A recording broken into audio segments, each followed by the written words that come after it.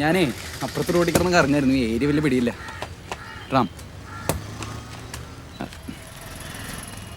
അതെ, അമ്മ പറഞ്ഞിട്ടും കാര്യങ്ങളൊക്കെ അറിയുന്നത് എനിക്കറിയില്ലായിരുന്നു.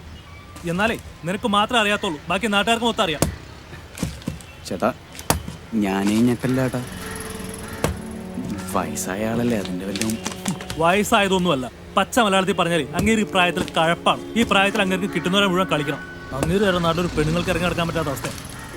ചേട്ടാ ഒന്ന് വിട്, ഞാൻ മാപ്പ് വയ്ക്കാം. അങ്ങനെ വിടാനൊന്നും പറ്റില്ല. എൻ്റെ അമ്മയുടെ അടുത്ത് ഇതിനു മുമ്പ് അയാൾ മോശമായിട്ട് പെരുമാറിയിട്ടുണ്ട്. അപ്പോഴൊക്കെ റാമിൻ്റെ അമ്മയുടെ മോഹൻ കേട്ടാ ഞങ്ങളത് പ്രശ്നമാക്കാറ്. ഒന്നാമത്തെ കാര്യം, അമ്മ വീട്ടിൽ ഒറ്റയ്ക്ക് താമസിക്കുന്നത് നിനക്കറിയാലോ. നിന്റെ ഈ തന്ത കാണിക്കുന്നതുകൊണ്ട് നാളെ ഒരു ചീത്തപ്പേരുണ്ടായാലും ഞങ്ങൾ മക്കൾക്ക് അതൊരു പ്രശ്നമാണ്. പെണ്ണ് കേസിലെ വീക്ക്നെസ് എല്ലാവർക്കും ഉണ്ട്. അങ്ങനെ ഉണ്ടെങ്കിൽ സ്വന്തം വീട്ടിൽ നിന്ന് ദൂരെ പോയി ഒപ്പിക്കണം. ഇവയൊക്കെ സ്ഥലകാലബോധമല്ല, അതിൻ്റെ കുഴപ്പമാണ്. ചേട്ടാ ഒന്ന് വെട്ടുകളാ, ഇനി ഉണ്ടാവാതെ ഞാൻ നോക്കിക്കോളാം. എടാ, നിന്നെ അറിയിക്കാതെ നിന്റെ അച്ഛനമ്മ ഇത്ര നാൾ കൊണ്ടു നടന്നില്ലേ? ഇതിപ്പോൾ 2-3 ദിവസമായി നിന്നെ കാണണം എന്ന് പറഞ്ഞാൽ നടക്കണം. ഇപ്പോഴാണ് നിനക്ക് പറ്റണം. ചേട്ടാ ഞാനൊരു വർക്കിലായിരുന്നു, ഇവിടെ ഉണ്ടായിരുന്നില്ല ചേട്ടാ. ഇന്ന് കാലത്ത് ഒരു പേപ്പർ എല്ലാവരുടെ കയ്യിലുണ്ടായിരുന്നു. നീ വരാത്തോണ്ട് ഞാൻ രാവിലെ കൊണ്ട് കൊടുത്തു. കൊടുത്തെന്നാ? കൊടുത്തിട്ടാ ഞാൻ ഇങ്ങോട്ട് വന്നത്. ചേട്ടാ കേസൊന്നും ആക്കാതെ നമ്മൾ തമ്മിൽ കോംപ്രമൈസ് ചെയ്തോടെ? ഇനി അതൊന്നും ചെയ്യാൻ പറ്റില്ല.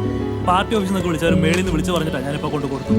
അതിന്റെ മുറയ്ക്ക് നടക്കട്ടെ. എന്തായാലും സ്റ്റേഷനിൽ നിന്ന് വിളിക്കും. അപ്പൊ സ്റ്റേഷനിലേക്ക് പോകാൻ തന്നെയാണോ തീരുമാനം? അതെ, അങ്ങനെ നടക്കട്ടെ. നിങ്ങളോട് എന്ത് പറയാൻ.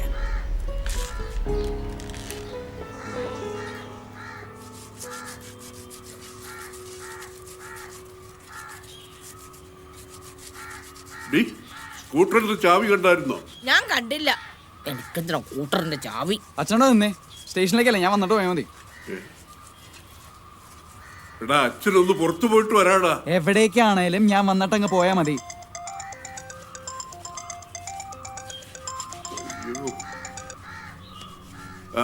സാറേ, ഞാൻ ഇറങ്ങുകയാണ്. 10 മിനിറ്റിനുള്ളിൽ, ഒരു അരമണിക്കൂറുള്ളിൽ എത്തിക്കോളാം സാർ.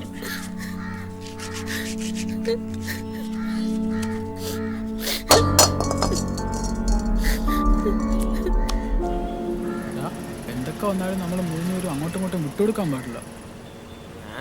നിങ്ങൾ ആ കോളനി വരെ പോയി അവനവിടെ ഉണ്ടെങ്കിൽ ഇങ്ങോട്ട് കയറ്റിക്കൊണ്ട് വാ. ബൈക്കിൽ പെട്രോളിങ്ങിന് പോയ നമ്മുടെ ആളുകളെ അവൻ തെറി വിളിച്ചു. അതുകൊണ്ട് നിങ്ങളിപ്പോൾ ആ വഴിക്ക് പോ. ആ ശരി, എന്തായാലും ഒന്ന് നോക്കിയത്. സാർ, ആ പയ്യന്മാർ പുറത്ത് നിൽപ്പുണ്ട്. ഇനി വിളിക്ക്.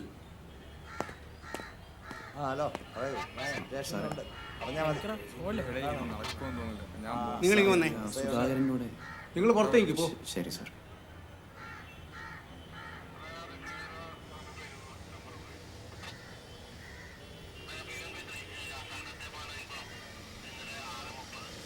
വാ വാ.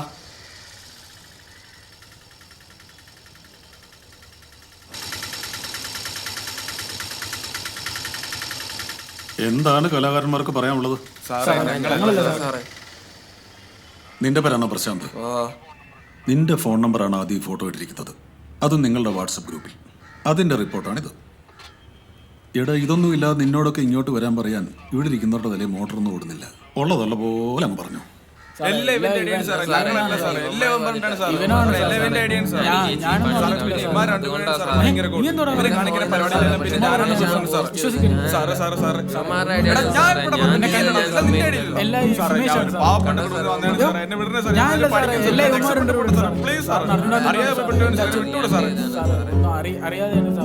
എന്തറിയാതെ?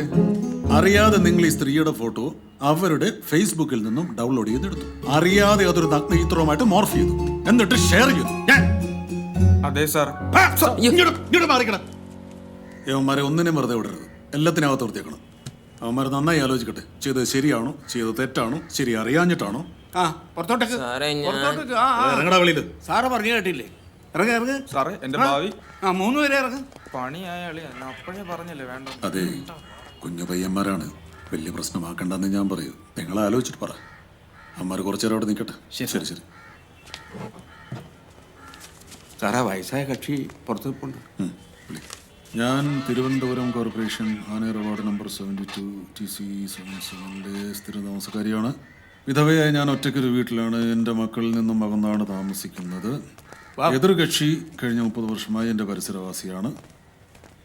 ഇയാൾ ഞാൻ നടത്തിപ്പോരുന്ന കടയിൽ വരികയും എന്നോട് അപമര്യാദയായി സംസാരിക്കുകയും ചെയ്യുണ്ടായി. അതേ ദിവസം രാത്രി എതിർകക്ഷി എൻ്റെ വീട്ടിൽ വരികയും എൻ്റെ ഗേറ്റിൽ മുട്ടി എൻ്റെ വീട്ടിൽ അതിക്രമിച്ച് കയറി വരാൻ ശ്രമിക്കുകയും ചെയ്തു. ഞാനൊരു വിധവയാണെന്നും ഞാൻ ഒറ്റയ്ക്ക് താമസിക്കുന്ന സ്ത്രീയാണെന്നും കണക്കിലെടുത്ത് നിലവിലുള്ള പശ്ചാത്തലത്തിൽ ആവശ്യമായ നിയമ നടപടികൾ കൈക്കൊള്ളണമെന്ന് താഴ്മയെ അപേക്ഷിക്കുന്നു എന്ന് വിധേയ പുഷ്പമ്മ.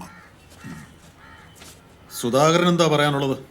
അല്ല സാർ, അന്ന് രാത്രി ഞാൻ മൂത്രം ഒഴിക്കാൻ വേണ്ടി ഇറങ്ങിയതാ. അപ്പൊ അവരുടെ കടയുടെ അവിടെ കുറെ ചവറിങ്ങനെ കത്തി കാണുന്നു. അതിൽ നിന്ന് തീപ്പൊരി ഇങ്ങനെ പറന്നിട്ട് കുറെ കട്ടള അവിടെ അടുക്കി വെച്ചിട്ടുണ്ടായിരുന്നേ. അതിലെങ്ങാനും തീ പിടിക്കുമെന്ന് കരുതിയിട്ടാ ഞാനങ്ങോട്ട് ഓടിച്ചെന്ന്. ഞാൻ അവിടെ ചെന്നപ്പോ മനസ്സിലായി വലിയ കുഴപ്പമൊന്നുമില്ല. ഞാൻ എന്നാ തിരിഞ്ഞു പോവാന്ന് ഉദ്ദേശിച്ച് വിചാരിച്ചങ്ങോട്ട് തിരിഞ്ഞപ്പോ താഴെ എന്തോ കല്ലോ എന്തോ കിടക്കുന്നുണ്ടായിരുന്നു. എനിക്ക് ഈ തിമിരത്തിന്റെ അസുഖം ഉള്ളതുകൊണ്ട് രാത്രി ചില സാധനങ്ങൾ കാണാൻ പറ്റില്ല സാറ്. അങ്ങനെ അങ്ങനെ തിരിഞ്ഞപ്പോ കാലിന്റെ ബാലൻസ് തെറ്റി ഓടിപ്പോയി പിടിച്ചത് അവരുടെ ഗേറ്റില. അതിനാ സാറേ ഇവരിങ്ങനൊക്കെ പറഞ്ഞുണ്ടാക്കുന്നത്.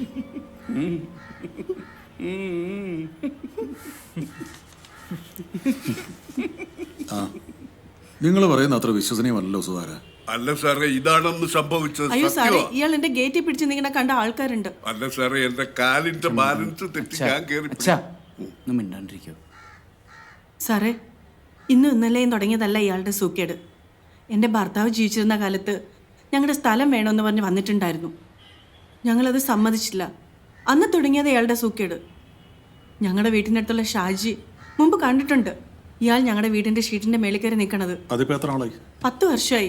അയാളിപ്പം മരിച്ചുപോയി. മരിച്ചവരുടെ കാര്യം അവിടെ ഇരിക്കട്ടെ, ഇപ്പൊ ജീവിച്ചിരിക്കുന്നവരുടെ കാര്യം പറ. കൊച്ചിലെ ഞങ്ങൾ എങ്ങനെയൊക്കെ നോക്കിയിട്ടുണ്ടെന്ന് അറിയാവോ സാറേ? ഇയാളുടെ മോനെ, ഈ പാവം പയ്യന് ഇതൊന്നും അറിയില്ല. ഇയാളുടെ ഈ തരികിട. എന്നിട്ടിപ്പോ അയാളും ഭാര്യയും കൂടെ ഒതുക്കി തീർക്കാൻ നോക്ക ഈ പയ്യൻ അറിയാതെ. 2-3 ആഴ്ച മുമ്പ് എന്റെ കടയിൽ വന്ന് ഇയാൾ എന്നോട് എന്തോന്ന് പറഞ്ഞെന്നറിയോ സാറേ? പുഷ്പമ്മോ, ഒരു മാവിങ്ങെടുത്ത്.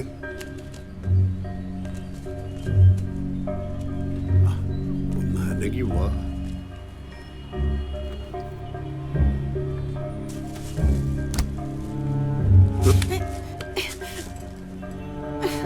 എന്തിനു കിടന്ന് പൊളയണത്? ഇറങ്ങിപ്പോയെ. എടി, നീ നോക്കിക്കോ. എന്റെ പേര് സുധാകരൻ എന്നാണെങ്കിൽ ഞാൻ നിന്നെ ചെയ്തിരിക്കും.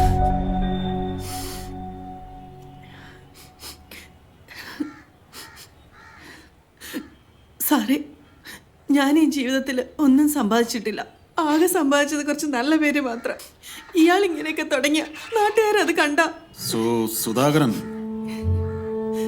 നിങ്ങളൊരു പൂവാലനാ സാറേ. അതിന് ഞാൻ നിങ്ങളൊന്നും പറയണ്ട. നിങ്ങൾ പറയുന്നത് വിശ്വസിക്കാൻ കുറച്ച് ബുദ്ധിമുട്ടുണ്ട്. നിങ്ങളുടെ ഈ പ്രായം അത് നിങ്ങളുടെ മഹാഭാഗ്യം. നിങ്ങൾക്കെങ്ങാനും പ്രായം കുറവായിരുന്നെങ്കിൽ ഞങ്ങൾ നിങ്ങളോട് സംസാരിക്കുന്ന രീതി ഇതൊന്നും ആയിരിക്കത്തില്ല. എടോ, ഈ ടൈപ്പ് ഞരമ്പ് രോഗത്തിന് ഞങ്ങൾ ഇവിടെ കൊടുക്കുന്ന മരുന്ന് വേറെയാ. അതുപോട്ടെ, ഇനി നിങ്ങൾ പറ, നിങ്ങൾക്ക് എന്താണ് ഇതിൽ പറയാനുള്ളത്? സാറേ, ഇയാളിനെ എൻ്റെ അമ്മയെ ഉപദ്രവിക്കാൻ പാടില്ല. നമുക്ക് ആ ഒരു ഉറപ്പ് വേണം. നമ്മൾക്ക് അയൽവാസികളാണ്. ഇവിടെ വെച്ച് അങ്ങ് ഒത്തുതീർപ്പാക്കിയാൽ മതി. നമ്മൾ നാളെ കണ്ടവർ. സാറേ, ഇനി അങ്ങനെ ഉണ്ടാവില്ല. ഇങ്ങനത്തെ അയൽവാസികൾ ഇല്ലെന്ന് വിചാരിച്ചാൽ പോരെ. എന്താടേ നീ ഇവനക്കരെ അടിക്കോടേ. ഇനി ഇതിലൊരു കാര്യം ഞാൻ പറയാം. എനിക്ക് നിങ്ങളോടാണ് പറയാനുള്ളത്. മേലിൽ ഈ സ്ത്രീയോട് അപമര്യാദയായിട്ട് പെരുമാറില്ല എന്നും മറ്റെന്തെങ്കിലും രീതിയിൽ അവരെ ഉപദ്രവിക്കില്ല എന്നും അവിടെ എഴുതി വെച്ചിട്ട് വേണം പോകാൻ. സാറേ, അതിന് ഞാൻ തന്നോട് സംസാരിക്കാൻ പറഞ്ഞോ? ഇല്ലല്ലോ. ഇനി ഞാൻ പറയുന്ന മാത്രം അങ്ങോട്ട് കേട്ടാൽ മതി. ഇനി മേലാൽ താൻ ഈ സൈസ് പരിപാടിക്കൂടെ വരാനിടയാവരുത്. എടോ, തൻ്റെ പ്രായത്തിൽ ഇത്തരം പരിപാടിയിൽ ഏർപ്പെട്ടല്ല നാറ്റക്കേസാണ്. തനിക്ക് മാത്രമല്ല, നിങ്ങളുടെയൊക്കെ ഈ മക്കൾക്കും. ഇപ്പം തന്നെ കണ്ടില്ലേ, ഏമാരും തമ്മിൽ വഴക്കായില്ലേ? ദേ, പറയാനുള്ളതൊക്കെ നിങ്ങളും പറഞ്ഞു, അവരും പറഞ്ഞു. ഇനിയിപ്പോൾ കാര്യങ്ങളങ്ങ് ഒത്തുതീർപ്പാക്കി പോയാൽ പോരെ? ആ മതി സാറേ, ഇനി ഇങ്ങനെ ഉണ്ടാവാതിരുന്നാ മതി. ദേ സുധാര, ഇനി എഴുതി വെച്ചിട്ട് പൊക്കോ. മേലിൽ ഈ വിഷയത്തിൽ തന്നെ ഇവിടെ കാണാൻ ഇടവരരുത്. ഓ അതെ, തന്നെ പ്രായം ഓർത്തിട്ടാ തന്നെ വന്ന കോലത്തിൽ ഇങ്ങനെ പറഞ്ഞു വിടുന്നത്. ഓർമ്മ വേണം. ശരി സാർ. ആ നടക്ക്.